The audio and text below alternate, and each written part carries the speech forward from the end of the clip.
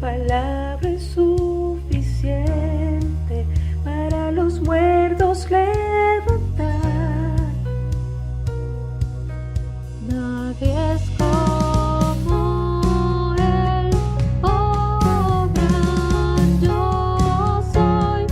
Tú eres el Dios que adoramos, todopoderoso y soberano, grande en misericordia y poder para salvar.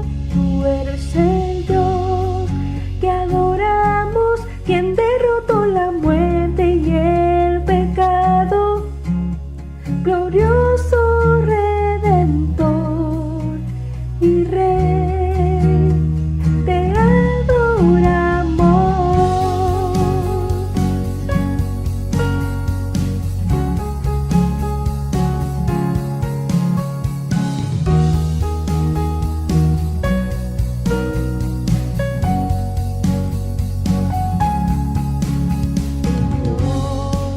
Que descendió desde su trono para llevar sobre sus hombros nuestra culpa y transgresión. Jesús, exaltado sobre todo, nombre sobre todo nombre, solo en Él hay salvación. Nadie es como Él, oh gran yo soy. Tú eres el Dios que adoramos, todopoderoso y soberano, grande en misericordia y poder para salvar. Tú eres el Dios que adoramos, quien derrotó la muerte y el pecado, glorioso Redentor y Rey, te adoramos.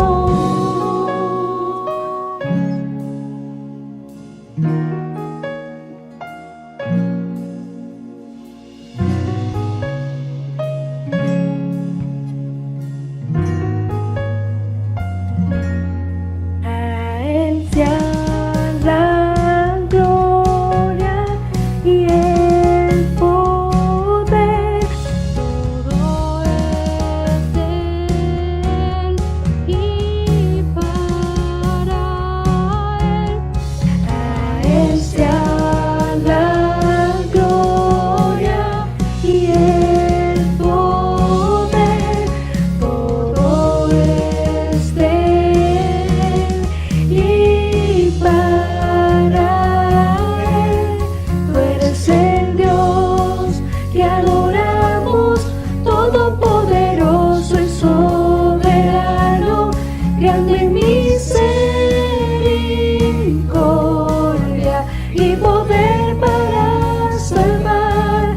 Tú eres el Dios que adoramos, quien derrotó la muerte y el pecado, glorioso Redentor y Rey, te adoramos.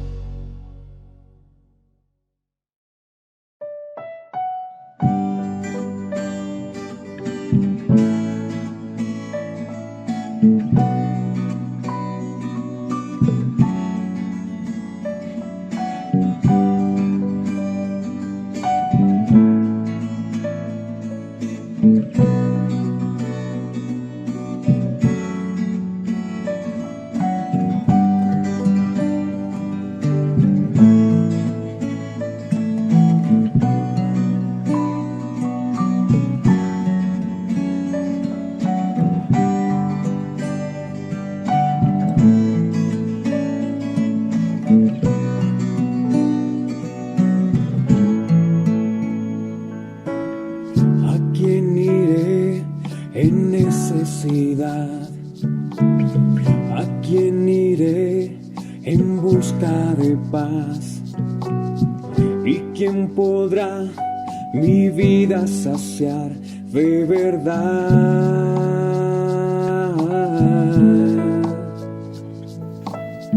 ¿Quién más tendrá de mi compasión y entenderá mi corazón? ¿Quién cambiará mi eternidad sino tú, Jesús? Cristo, ¿a dónde más podría ir?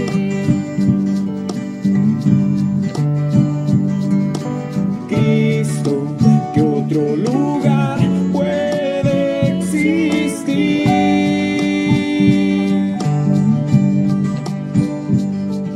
Solo tú tienes palabras de amor, camino al Padre y verdad eres tú.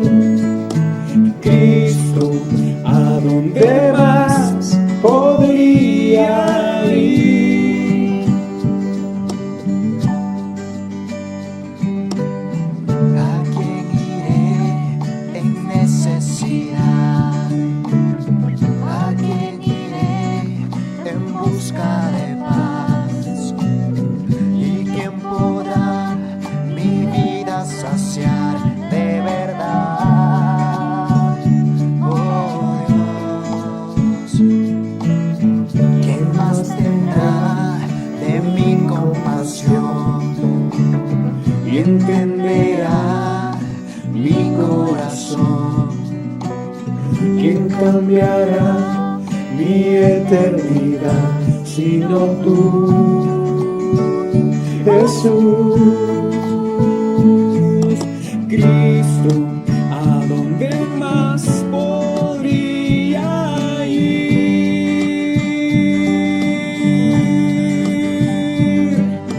Cristo, ¿qué otro lugar puede existir?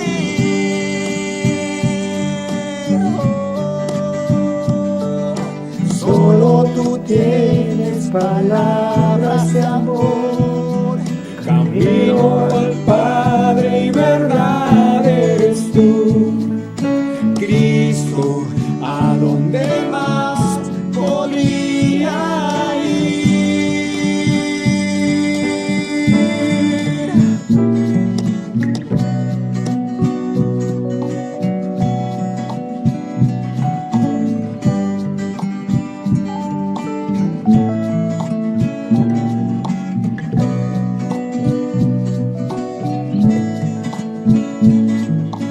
Cristo, ¿a dónde más podría ir?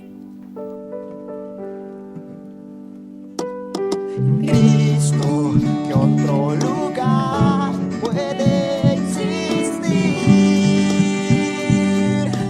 Oh, Solo tú tienes palabras de amor, camino al Padre y verdad eres tú. Cristo, ¿a dónde más podría ir?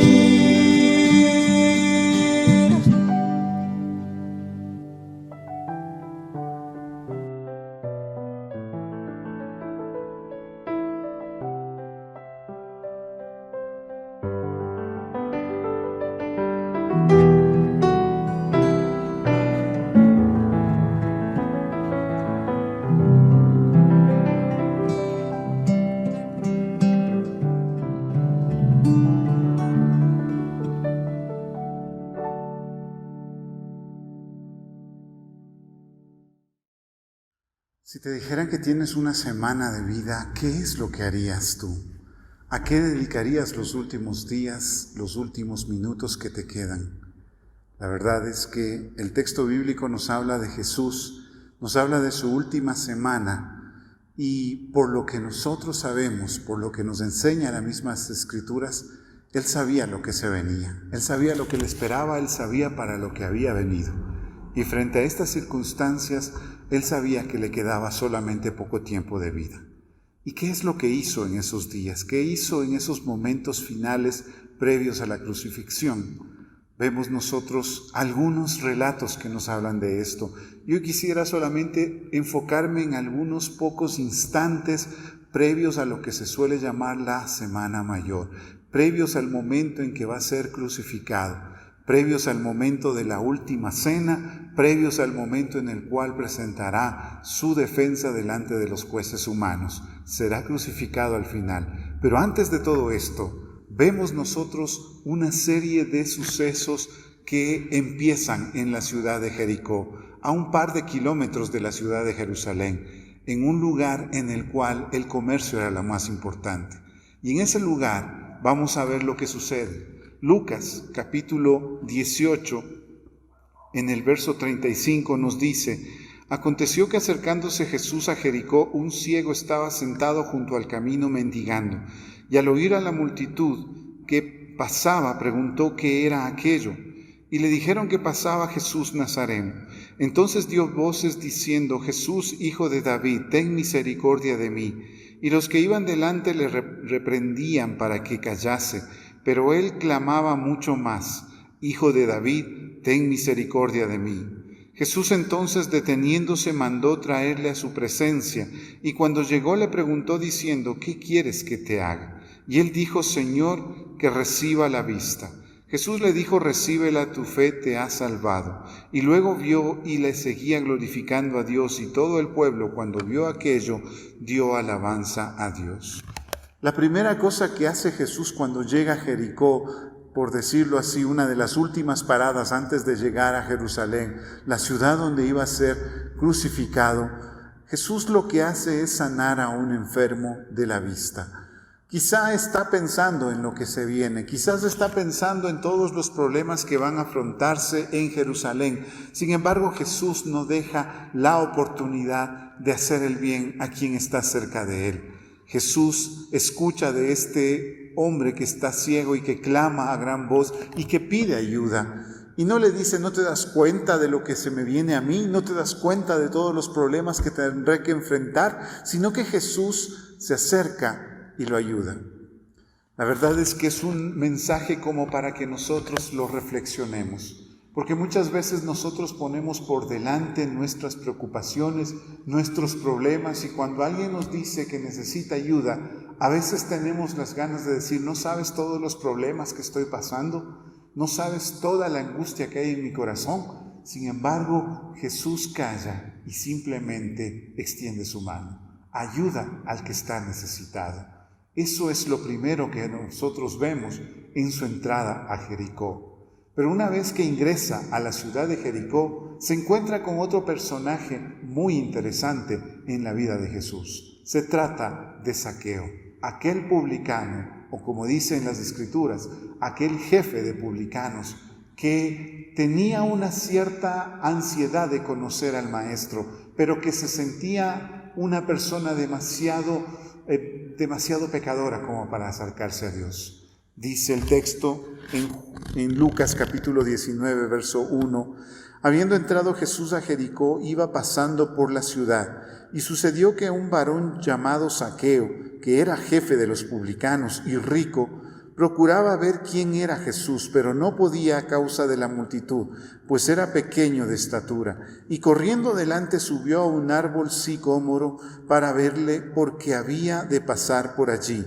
Cuando Jesús llegó a aquel lugar, mirando hacia arriba, le vio y le dijo: Zaqueo, date prisa, desciende, porque hoy es necesario que pose yo en tu casa. Entonces él descendió a prisa y recibió gozoso a Jesús. Al ver esto, todos murmuraban diciendo que había entrado a posar en la casa de un hombre pecador. Entonces Zaqueo, puesto en pie, dijo al Señor: He aquí, Señor, la mitad de mis bienes doy a los pobres, y si en algo he defraudado a alguno, se lo devuelvo cuadruplicado. Jesús le dijo: Hoy ha venido la salvación a esta casa, por cuanto él también es hijo de Abraham, porque el Hijo del Hombre vino a buscar y a salvar lo que se había perdido. En este caso, el personaje no es una persona ciega, no es una persona enferma, es una persona que tiene abundante cantidad de dinero. Es una persona que se ha hecho fama, que se ha hecho rico a través de todos los recursos que ha conseguido de manera injusta, de manera pecaminosa. Porque la verdad es que los publicanos no ganaban su dinero de manera honesta. Los publicanos, por lo general, aprovechaban la circunstancia de ser cobradores de impuestos para cobrar un poco más de lo que se debía. Y con eso, pues, ellos se hacían ricos. Pero en este caso, este publicano tiene deseo de escuchar algo diferente, tiene deseos de conocer algo de Dios. Y la verdad es que nosotros podemos ver hoy en día que hay mucha gente que tiene ese mismo deseo, que quiere conocer un poco más de Dios, que quiere acercarse más a Dios, pero a veces la iglesia, como aquellos judíos de ese tiempo, miran al pecador y dicen no tiene por qué acercarse al maestro. No se merece la gracia y el amor de Dios. Y es el mismo Jesucristo, no es la iglesia, no son los que están ahí conociendo de Jesucristo, es el mismo Jesús el que tiene que acercarse a Zaqueo y decirle, ven porque hoy quiero entrar a tu casa.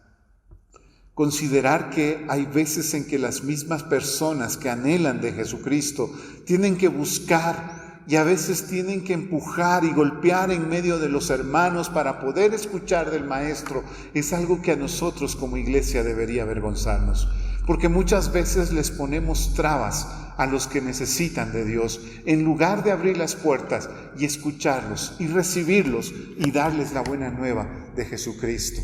Jesús está en esos momentos atravesando los últimos momentos de su vida. Jesús sabe lo que le espera en Jerusalén. Pero en ningún momento vemos que Jesús en esta situación que se encuentra se acerque a Zaqueo y le diga, tal vez puedes ayudarme, tú tienes a lo mejor amigos allá en Jerusalén para que me puedan escudar de los que quieren mi muerte. Jesús no está buscando palancas, no está buscando gente que haga una labor por él. Jesús simplemente viene a servir y termina diciendo la frase fundamental de su caminar hasta aquí. Jesucristo dice, porque el Hijo del Hombre vino a buscar y salvar lo que se había perdido. No vino a buscar su propio propósito, no vino a buscar lo que a Él le complacía, vino a buscar lo que a Dios Padre le interesaba. Y así nosotros también tendríamos que considerar la necesidad de buscar a Dios y buscar al pecador para que se acerque a Jesucristo. Más aún en tiempos como el actual, en el que nosotros vemos mucha gente que está buscando de Dios, que está necesitando de Dios. Tiempos en los cuales he escuchado y he visto por redes sociales a tantas personas decir, comienzo a creer que todo lo que decía la Biblia es cierto. Personas que por lo general eran ateos y no querían saber de Dios, hoy en día comienzan a decir, al parecer, sí era cierto lo que decía la palabra. Y hoy estamos viendo las consecuencias de todos nuestros pecados, de nuestra vida apartada de Dios. Esas personas no necesitan más jueces que su propia conciencia.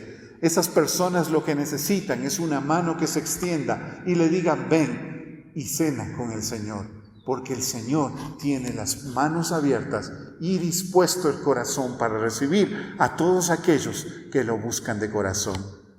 Sigo avanzando en las palabras que nos enseña el libro de Lucas y me enfrento con otra situación en el capítulo 19, verso 45, donde dice, y entrando en el templo comenzó a echar fuera a todos los que vendían y compraban en él, diciéndoles, escrito está, mi casa es casa de oración, mas vosotros la habéis hecho cueva de ladrones. Y enseñaba cada día en el templo, pero los principales sacerdotes, los escribas y los principales del pueblo procuraban matarle. Y no hallaban nada que pudieran hacerle, porque todo el pueblo estaba suspenso oyéndole. Jesús llega ya a Jerusalén, está en la ciudad santa y en ese lugar se dedica a predicar. Y en lo que está predicando se acerca al templo y mira a la gente en todo lo que hace. Mira sus afanes, mira sus deseos y se indigna ante toda esta gente. Gente que buscaba de Dios, gente que iba al templo porque anhelaba su palabra, pero también gente que había hecho de la casa del Señor una cueva de ladrones. La frase que Jesucristo dice no es una frase propia de Jesús. Jesucristo en esta porción está citando al profeta Jeremías. Ahí el profeta Jeremías en su carta, en su libro, en el capítulo 7, dice que habíamos nosotros convertido al templo del Señor en una cueva de ladrones.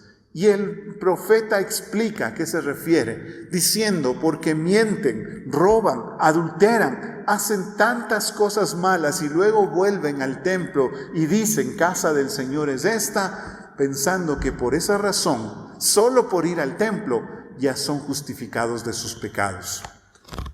La verdad es que esta palabra es dura para nosotros, porque muchas veces podemos haber actuado de esta manera, no necesariamente con el templo, pero sí en nuestras actitudes para con Dios. Más de una vez habremos pensado que no importa pecar un poco más. Más de una vez habremos pensado, total, el amor de Dios es tan grande, ¿por qué voy a estarme ofendiendo o apenando cuando estoy haciendo algo que a Dios no le agrada? A veces simplemente pensamos, no hay problema porque a la final Dios me perdona. Esas actitudes son las que hicieron que Jesucristo se indignara y dijera que el templo se había convertido en una cueva de ladrones. Qué duro pensar que tal vez nosotros hayamos caído en lo mismo. Qué duro pensar que tal vez muchas veces nosotros no dejamos que el pecado se fuese, sino que nos aferramos a él. Qué duro pensar que en alguna ocasión nosotros nos apartamos del Señor, buscamos el pecado y dejamos que éste nos comiera. Luego pensamos, total, el Señor me perdona, no hay problema con esto. La verdad es que eso fue lo que indignó al maestro.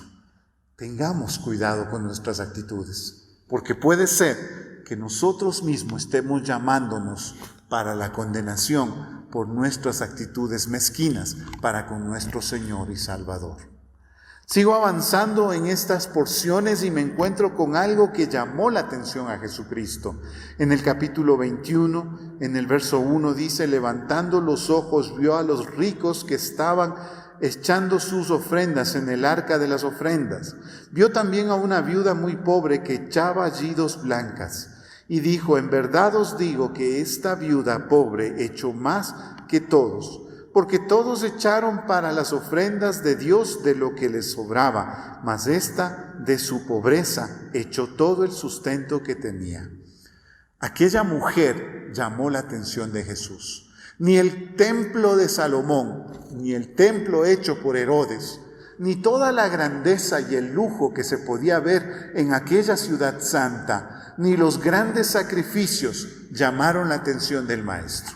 Lo que llamó la atención de Jesús fue una pequeña viuda que echó unas cuantas monedas en el templo.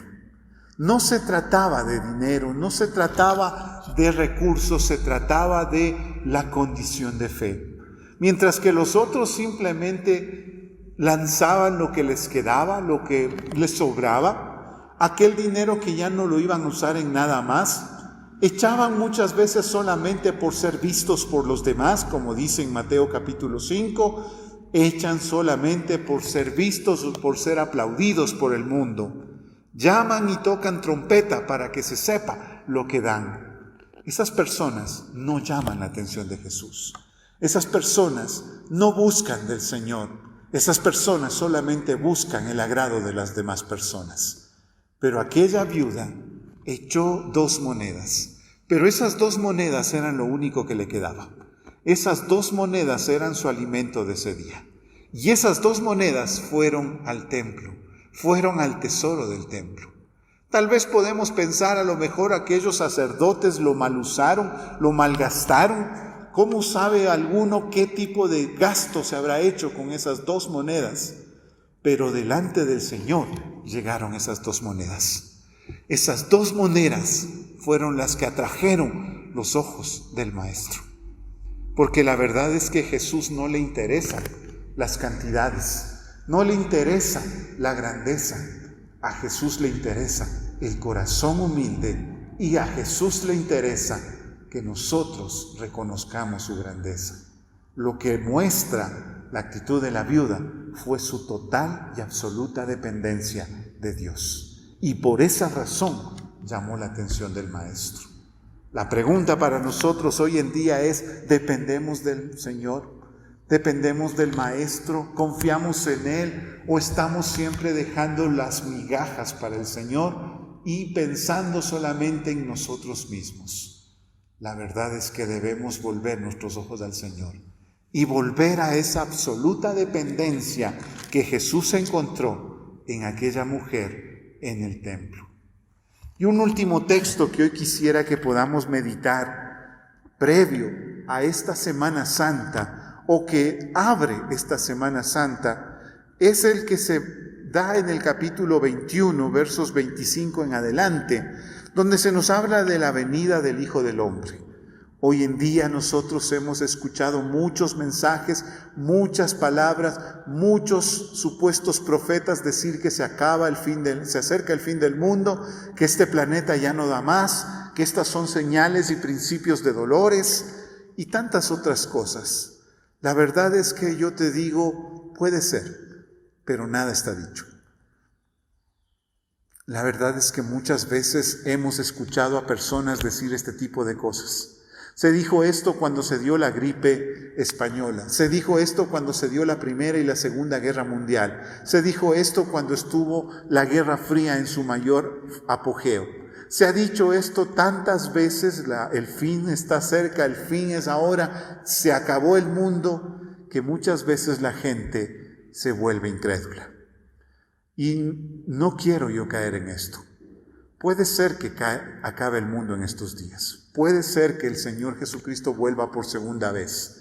Pero la cuestión no está en si vuelve o no vuelve. La cuestión está en cómo nosotros le recibiremos. Porque puedo estar yo muy obsesionado tratando de hacer cuentas y cálculos y medidas y tratar de ver de qué manera las señales del final de los tiempos se dan, se cumplen y por lo tanto se acaba el mundo, pero mi alma está vacía del Señor. Porque muchas personas buscan y se obsesionan con el final de los tiempos, pero su vida es un desastre. El texto bíblico nos menciona que Jesucristo también mencionó en estos tiempos una parábola donde nos decía que debíamos estar atentos y velar. No es cuestión de estar haciendo cuentas y diciendo se acaba el mundo, se acaba el mundo. Es cuestión de humillarnos delante de Dios y estar preparados. Sea que venga hoy día o sea que venga en 1000 años, yo debo estar preparado. Alguien decía, y me parece muy acertada esta frase, puede ser que la venida del Señor tarde 1000 años más, pero puede ser que Dios venga a pedir tu alma esta noche. Para ti, esto será el fin del mundo. Así que no importa cuánto más tarde el final de los tiempos, mi vida, mi alma debe estar preparada para ese tiempo. Y déjame leerte unas palabras que dice Jesús en este capítulo 21. El verso 34 dice: mirad también por vosotros mismos, que vuestros corazones no se carguen de glotonería y embriaguez y de los afanes de esta vida, y venga de repente sobre vosotros aquel día. Jesucristo no les dice, miren, estén pendientes de cuál es el día, para que ese día estén listos. Lo que Jesús está diciéndonos es, no se llenen de estas cosas que les harán distraerse de la venida del Señor. No se distraigan con glotonerías, no se distraigan con embriaguez. En otras palabras, no se distraigan con los afanes de este mundo. Hoy, en verdad que la situación que estamos viviendo como planeta nos ha llamado a que no nos distraigamos, a que reconozcamos nosotros en verdad que hemos estado poniendo nuestros ojos y nuestro corazón en los afanes de este mundo y no en el Señor. Ahora pues es el momento de volver nuestros ojos a Dios, de dejar de lado los afanes, de dejar al lado la glotonería, la embriaguez, todas las cosas que nos afanan en este mundo y volvernos al Señor. Continúa el verso 35 diciendo, porque como un lazo vendrá sobre todos los que habitan sobre la faz de toda la tierra. Velad pues en todo tiempo. Ojo con eso, mi hermano. No te dice vela cuando sea el momento. No te dice vela cuando las señales se den. Vela en todo momento. Es decir, tienes que estar pendiente de vivir una vida conforme a la voluntad de Dios todos los días de tu vida. Continúa diciendo, velad pues en todo tiempo, orando que seáis tenidos por dignos de escapar de todas estas cosas que vendrán y de estar en pie delante del Hijo del Hombre. La única manera en que podemos escapar de todas estas tribulaciones es cuando nos mantenemos firmes en su palabra. Y hoy estamos llamados no a estar pensando cuándo se acabará el mundo, no a estar pensando cuándo se acabará esta pandemia, no a estar pensando qué es lo que irá a suceder después, no a estar pensando de dónde irás a sacar para comer, porque basta para cada día su propio afán. Lo que debe preocuparte es cómo está tu alma, cómo estás delante de Dios.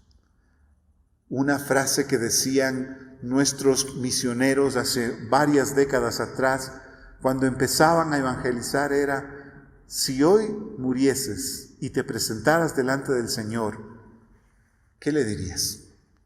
Y la verdad es que muy cerca está ese tiempo. Tenemos nosotros que preparar nuestro corazón. Tenemos que prepararnos para la venida del Señor. O tenemos que prepararnos para nuestra partida delante del Señor.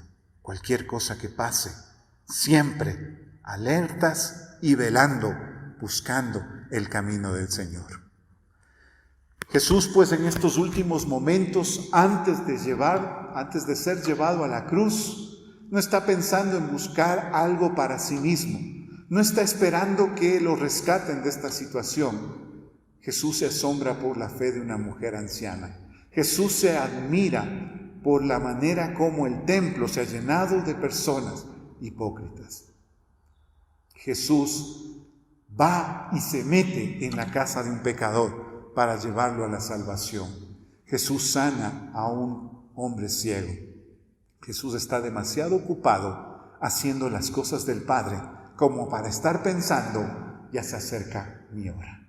Y mi hermano, si se acerca la hora, si se acerca el fin de nuestros tiempos, que Dios te halle trabajando y preocupado, y por decirlo de algún modo, estés tan preocupado trabajando en la obra del Señor que ni cuenta te des cuando llegue el Señor.